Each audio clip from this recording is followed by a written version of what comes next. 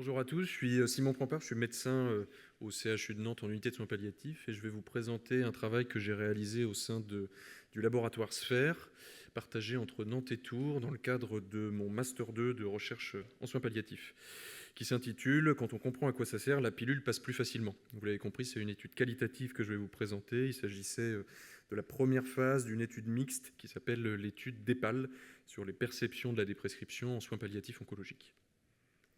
Tout d'abord, avec vous, quelques éléments de contexte pour vous situer les enjeux, et notamment celui de la polymédication. Alors, la polymédication, vous savez, c'est la concomitance de plus de 5 traitements chez un même patient sur une même ordonnance, et c'est un enjeu fréquent dans les maladies graves et incurables. On sait de longue date que c'est associé à une diminution de la qualité de vie, à une iatrogénie conséquente, à une agressivité des soins qui en résulte une augmentation des coûts de santé publique. Et en ce qui concerne notre petite discipline, on estime qu'il y a environ, dans certaines grandes revues de littérature, jusqu'à 92% de patients polymédiqués en soins palliatifs. Alors, dans le vaste sujet de la polymédication et du mésusage au sens large, je vais vous parler pendant cette présentation à plusieurs reprises de la notion de PIMS pour Potentially Inappropriate Medication, médicalement potentiellement inapproprié. C'est-à-dire ce sont des traitements mal prescrits, surprescrits, parfois aussi bien prescrits, mais que le patient va prendre de la mauvaise manière ou qu'il ne va pas prendre du tout alors que les traitements sont prescrits. C'est un vrai volet du mésusage. Et typiquement en soins palliatifs, ça va être ce que vous connaissez, ce que vous avez l'habitude de croiser, les IPP prescrits chez le patient qui n'a pas d'ulcère gastro-duodénal, la vitamine D chez le patient qui malheureusement a quelques semaines d'espérance de vie tout au plus. Ça peut être aussi le traitement bien prescrit mais mal pris par le patient pour des problèmes de coordination, donc quelque chose de relativement large. Il en résulte la nécessité d'un processus qui s'appelle la déprescription, d'identification puis de retrait d'un médicament potentiellement inapproprié. C'est déjà une démarche bien développée en gériatrie. Moi, je viens de là et pour vous situer, tout bon gériatre, quand il rencontre un patient, doit faire le ménage sur une ordonnance. Ça fait vraiment partie des grands concepts gériatriques nécessaires. Mais en revanche, il y a beaucoup moins d'outils et beaucoup moins de pression de déprescription dans notre discipline des soins palliatifs. Et la population oncologique palliative semble très différente de la population gériatrique, avec des trajectoires de soins bien différentes, avec des enjeux de fin de vie et de trajectoires qui ne sont pas du tout les mêmes, une vraie hétérogénéité et une différence par rapport à d'autres maladies chroniques. À l'heure actuelle, comme je vous disais, il n'y a pas vraiment de recommandations sur les politiques de déprescription en soins palliatifs. Et avant même d'envisager de telles recommandations de bonne pratique, il nous a paru essentiel de connaître et de comprendre la perception de la déprescription par les patients en soins palliatifs oncologiques. C'est donc pour ça qu'on a souhaité faire une étude pour explorer les croyances et les attitudes de ces patients vis-à-vis du processus de déprescription. Je vais vous présenter maintenant les principaux éléments de la méthode de ce travail, qui était une étude multicentrique qualitative, regroupant, comme je vous le présente là, 4 unités sur l'ouest de la France, avec une étude donc, qui était observationnelle, exploratoire, avec une inclusion de 25 patients sur une durée de 8 mois.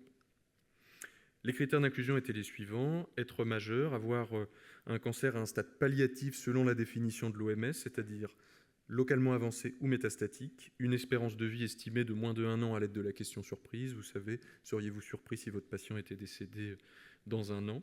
Et l'identification de au moins un PIMS dont je vous ai parlé tout à l'heure, c'est-à-dire un médicament potentiellement inapproprié. Et on utilisait pour l'identifier, pour aider le clinicien, l'outil StopFrel, qui est un outil validé déjà dans plusieurs disciplines et notamment en gériatrie.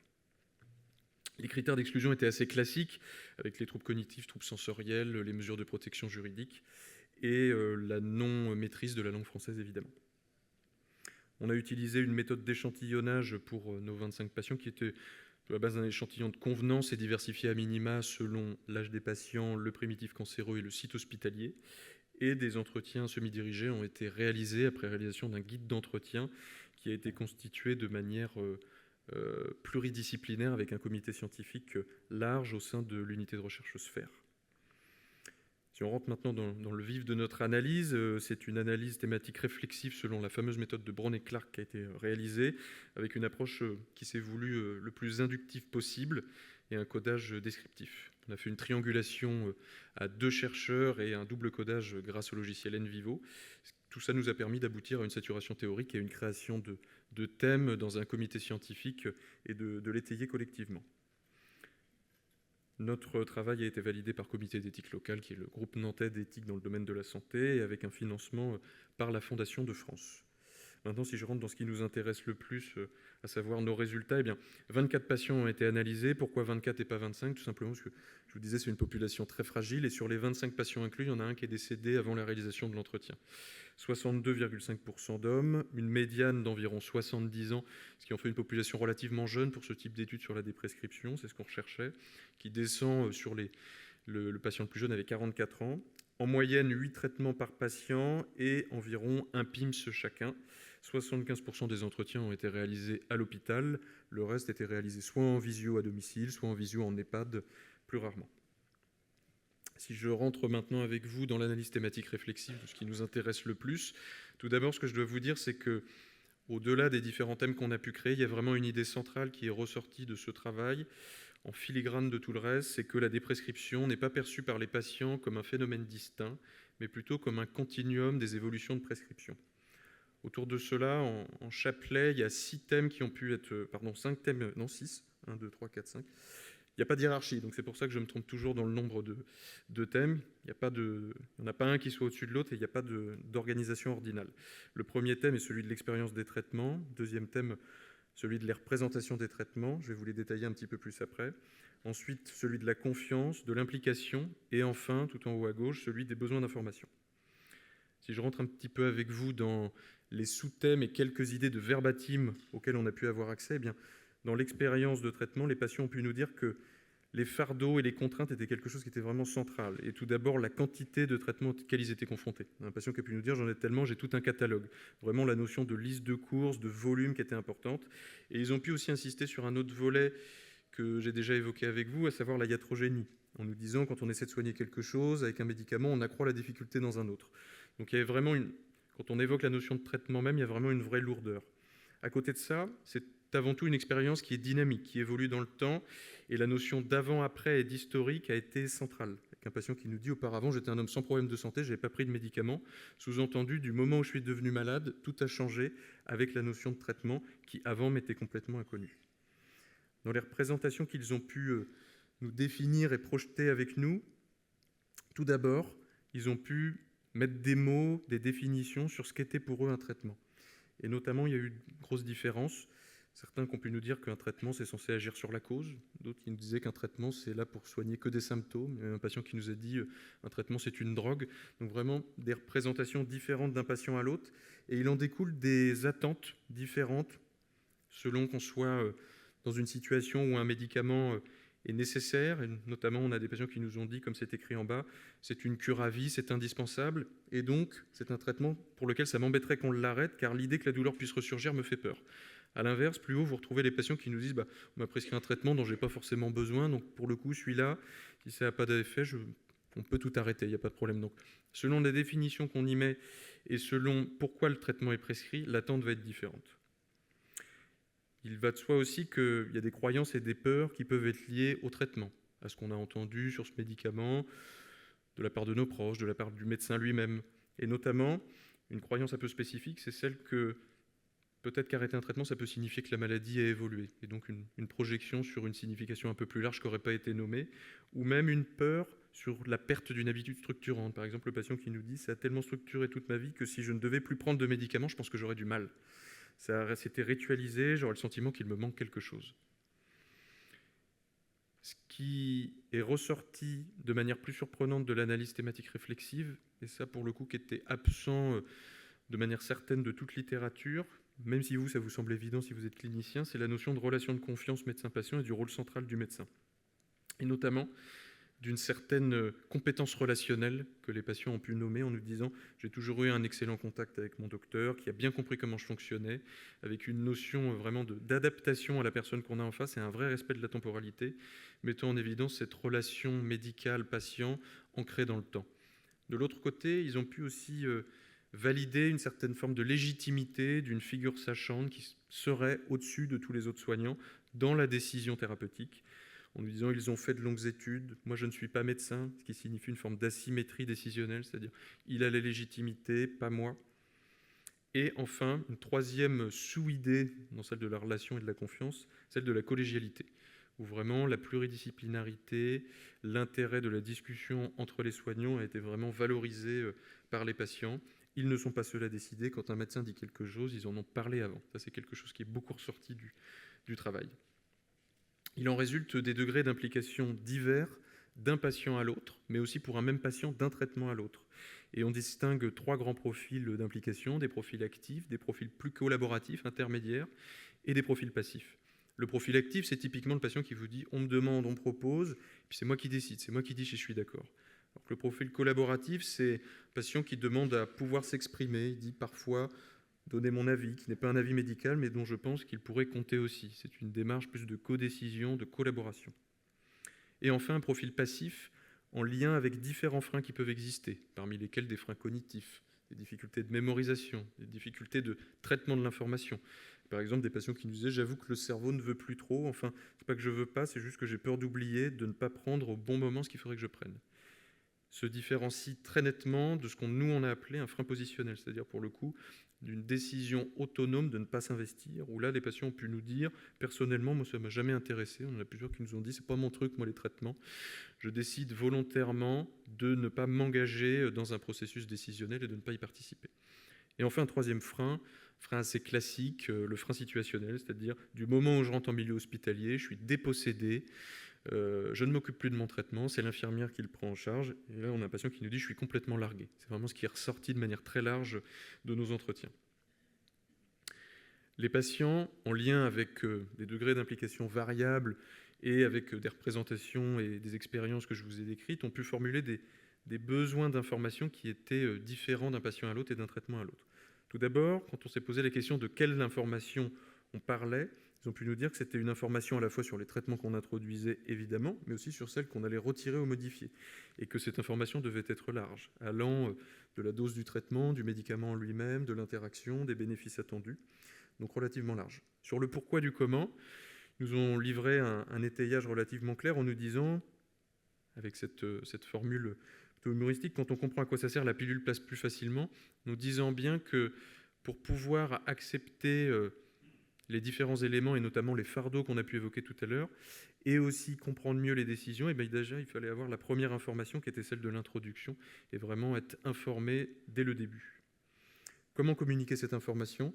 On peut nous dire que le principal, c'était quand même d'insister sur la nécessité d'un regard critique avec une vigilance sur les informations qui se trouvaient sur Internet.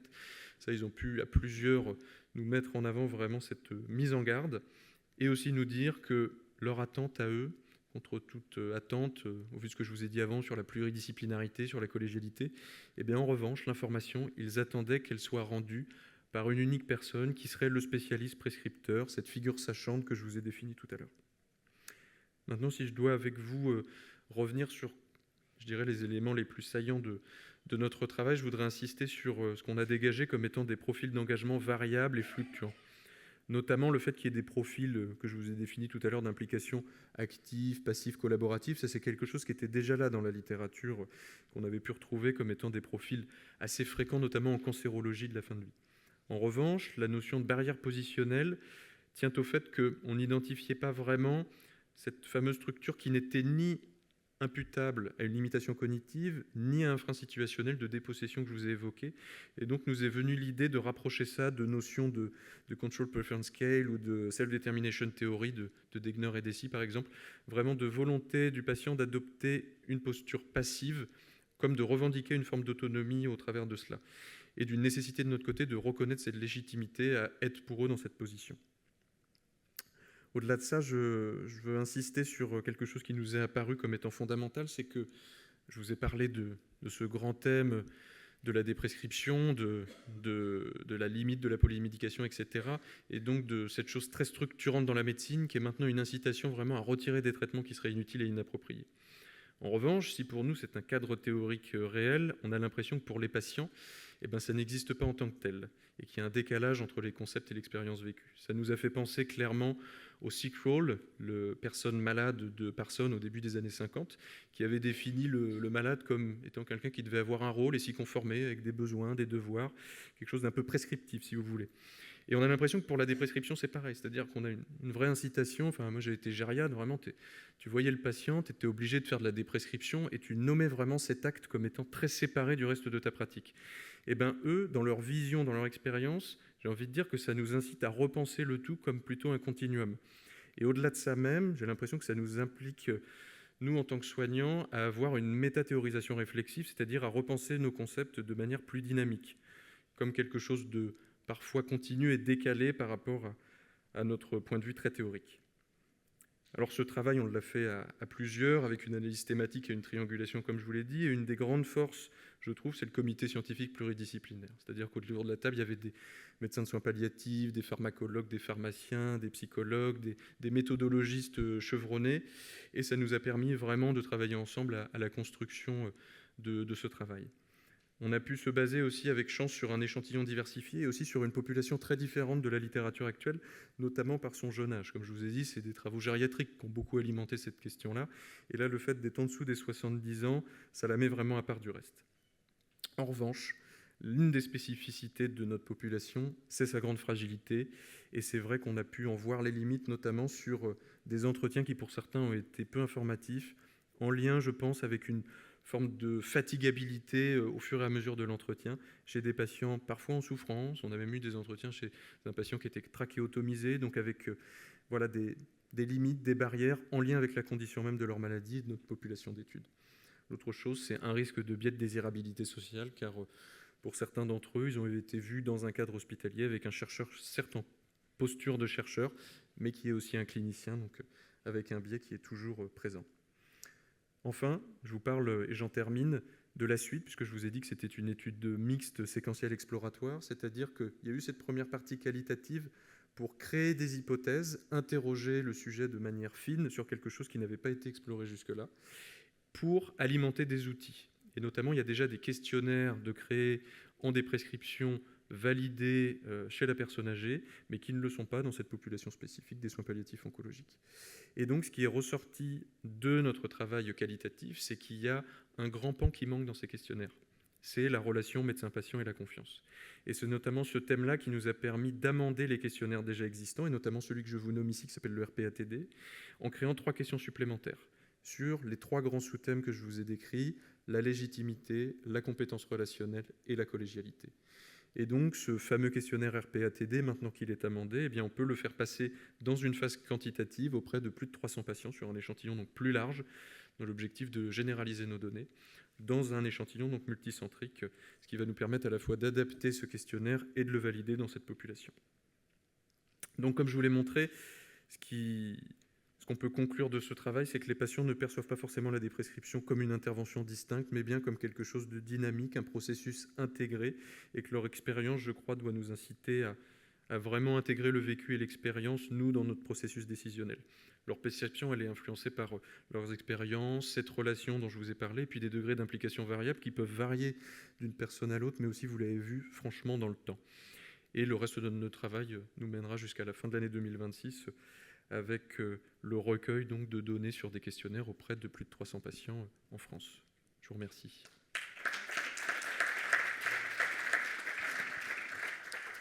Merci, docteur Prampart. Est-ce qu'il y a des questions ?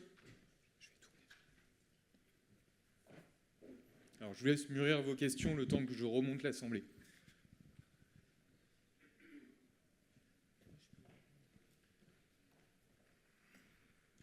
Merci beaucoup pour cette belle présentation et cette belle étude. J'avais une question. Est-ce que les participants ont parfois mentionné l'avis de leur entourage en disant est-ce qu'on prend en compte ce que disent mes enfants ou mon conjoint ou ma conjointe par rapport aux médicaments ? Merci de votre question. En effet, ça a été un sujet, puisque notamment quand on explorait au travers du guide d'entretien et de la façon dont évoluait l'échange, l'implication du traitement, il y avait à la fois quelque chose de l'ordre de l'implication dans la réflexion, dans l'acceptation, dans la décision, mais aussi une implication plus aussi sur la prise. Donc généralement, quand on évoquait la question des proches, c'était à la fois dans le rôle qu'ils peuvent jouer en tant qu'aidants sur la prise, une espèce de notion avec la capacité, la capacité, et d'autre part, une réflexion sur le processus décisionnel. Pour ce qui est du processus décisionnel, puisque c'est ce qui nous intéresse le plus, ce qui est intéressant, c'est que les patients ont pu nous dire qu'il y avait de nouveau une asymétrie décisionnelle forte, à savoir qu'il y avait le médecin en position de figure sachante et légitime, vraiment au-dessus de tout le reste, et que la famille et les proches ne faisaient pas exception, que eux aussi étaient dans cette asymétrie-là, et avec des patients qui ont pu nous dire en verbatim, je vois pas pourquoi ils décideraient, ils y connaissent rien, c'est au médecin de décider, c'est lui qui a fait des études, ma famille n'est pas plus légitime que moi pour participer au processus décisionnel. En revanche, souvent c'était accompagné de tout un discours sur la partie plutôt de l'ordre de la capacité, comme je le disais, où on avait une franche proportion des patients du fait d'un déclin fonctionnel qui étaient amenés à avoir leurs proches qui géraient le traitement pour le coup. Mais en revanche, c'était assez marquant de nous dire, voilà, la famille, je me tourne vers Adrien qui a triangulé avec moi, mais la famille avait cette implication relativement distante finalement, et ce d'autant plus qu'il y a un certain nombre d'entretiens qui ont été conduits avec le proche à côté, où vraiment, tu as le patient qui disait non, quoi, tu vois, il y avait vraiment ce côté, c'est une relation exclusive, il y a aussi cette idée-là de relation très exclusive entre le médecin et son patient.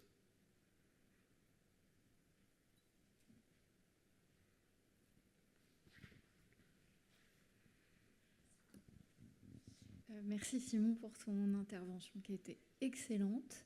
Je me demandais, avec tes résultats, est-ce que tu penses qu'il serait pertinent, ce qui, à ma connaissance, n'est pas fait, d'inclure tout ce qui concerne la déprescription dans les théories qui portent sur l'adhésion thérapeutique. Donc de faire de la déprescription un temps ou un phénomène qui ferait partie intégrante de l'adhésion thérapeutique, notamment quand tu soulignais le caractère dynamique, processuel de la déprescription.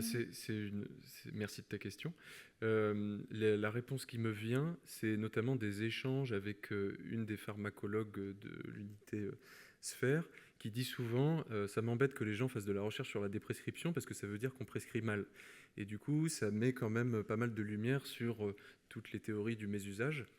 Et du coup, de nouveau, vouloir reproblématiser ça comme quelque chose d'à part, ce qui a été fait, mais depuis 25 ans en gériatrie, comme quelque chose de vraiment à part, pour certains peut être problématique. Et je trouve que cette étude, à l'inverse, elle incite plus trop à ce type de démarche, mais plutôt justement à avoir quelque chose plutôt de l'ordre de quelque chose de filé, et plutôt de travailler au long cours avec les praticiens pour une juste prescription, un bon usage du médicament. Et ça plaide même pour ce mot des prescriptions, peut-être un peu le mettre de côté petit à petit. Enfin, moi, c'est vraiment ce qui m'en reste des entretiens, c'est de dire c'était une nécessité théorique pour porter une politique du meilleur usage du médicament, mais qu'au final, ce qui en ressort, c'est qu'il y a une nécessité d'un bon usage et que peut-être que ça pourra mourir de sa belle mort d'ici quelque temps, la déprescription, si chacun fait bien son travail et que c'est plutôt quelque chose au fur et à mesure, où on puisse adapter. Comme nous ont dit les patients, c'est-à-dire tu mets un traitement, tu le modifies, tu l'enlèves. Pour autant, est-ce qu'il y a besoin de mettre un mot pour dire déprescription dessus, de se réunir pour le faire? Les gériatres l'ont problématisé, l'ont conceptualisé, et maintenant ils le font sans trop le sentir. Enfin, je regarde Marion au fond, mais c'est vrai, c'est quelque chose d'un peu coulé comme ça. Donc le conceptualiser comme quelque chose d'à part me paraîtrait problématique vis-à-vis des éléments qu'on a mis en évidence. Oui, félicitations.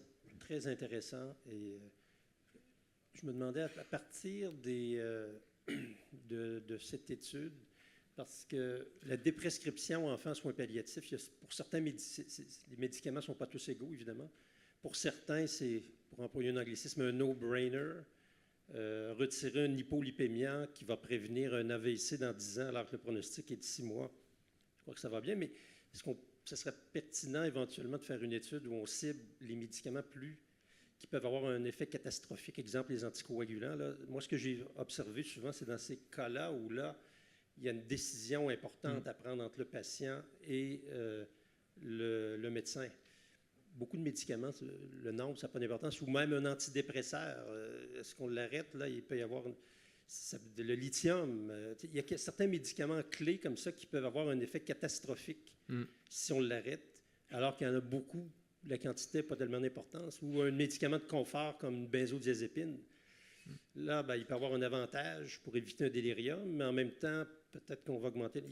Est-ce qu'on devrait cibler certains médicaments plutôt que parler de déprescrire? Mais je suis d'accord aussi, j'aime bien l'idée de laisser tomber des prescriptions. En fait, c'est d'avoir la prescription juste selon le moment. Mais ma question, c'est Est-ce que tu as pu percevoir ou est-ce que tu as une idée si on pouvait cibler certaines classes de médicaments qui effectivement doivent impliquer la décision du patient parce que c'est lui qui va subir la conséquence? Oui, merci Pierre pour ta question. En fait, les patients d'eux-mêmes parlent des traitements dont ils ont envie de parler. C'est vrai que pendant les entretiens, les questions elles sont plutôt sur les traitements mainstream, comme tu dis, l'hypolipémiant, etc.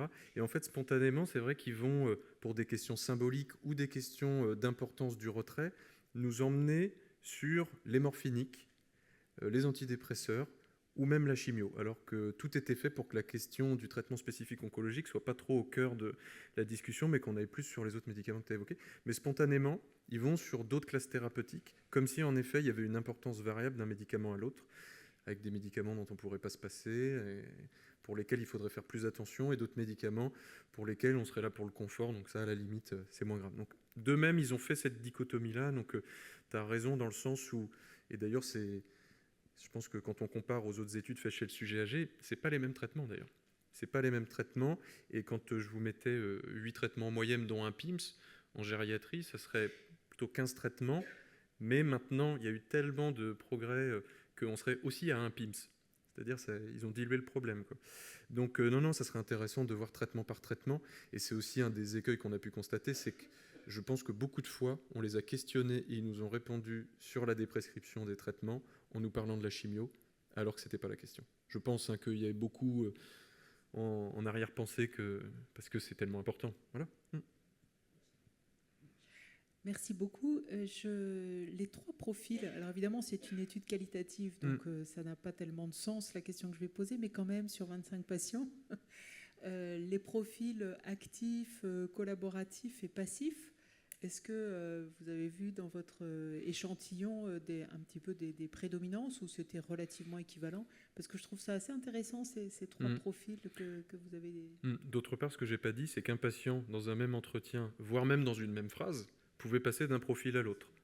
Donc c'est ça qui est surtout très intéressant, c'est que en effet c'est quelque chose de dynamique d'une part, que c'est quelque chose qui avait déjà été montré notamment en oncologie digestive sur des travaux qui avaient pu être faits notamment par des collègues nantais en pharmacie sur vraiment un profil actif, mais peut-être sur certains traitements. C'est-à-dire il va être actif sur quelque chose qui avait du sens, sur son lien avec le cardiologue, etc., d'où l'importance de la relation. Et puis pour le coup, il va être très passif sur autre chose qui n'a jamais eu d'importance pour lui. L'antihistaminique, vous me l'enlevez, vous me le retirez, je m'en fiche, quoi. Donc ça, c'était très intéressant de voir que c'était traitement dépendant, personne dépendant et temps dépendant. Donc ça, on l'a vu sur les entretiens parce qu'ils ont pu nous le montrer et que c'est déjà quelque chose qui est présent dans la littérature. Les questionnaires qu'on fait passer aux 300 patients, en l'occurrence, ils questionnent aussi la notion de l'implication.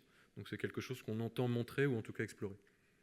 Oui, il y a peut-être, et d'ailleurs c'est ça qui est intéressant dans votre étude, c'est le fait de l'implication et de la relation avec le médecin, c'est-à-dire finalement l'insistance qu'a eu peut-être un médecin sur tel traitement, l'investit de façon différente.